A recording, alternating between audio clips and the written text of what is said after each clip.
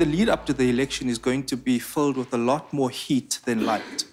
So if you're expecting a great degree of clarity, then I'm afraid you're looking for a needle in a haystack. Because even today, I'm not convinced that we can actually put onto a Ramaphosa administration some kind of policy trajectory.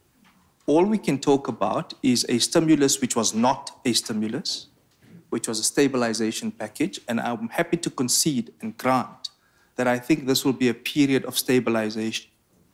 It's not just the lead up to the elections that will be stabilization. I suspect the stabilization will come post-elections. Just a word on the elections.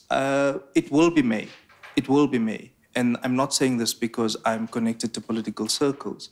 I'm saying this because I think there have been sufficient indicators in Parliament and elsewhere, from the IEC primarily, that it would be around May. Just as a correction, in terms of the Constitution, we have until the end of August, because it's 5 years and 90 days after the end of that 5-year period.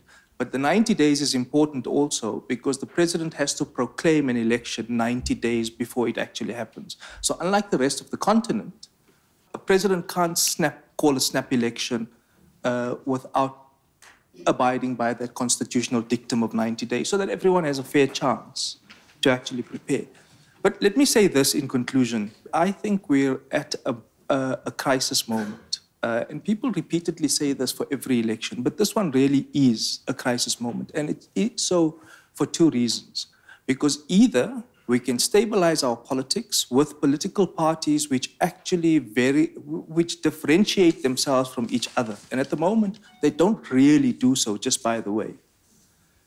And the danger with that is that we can either stabilize through the route of parties actually standing for something, or we go the route of the rest of the continent.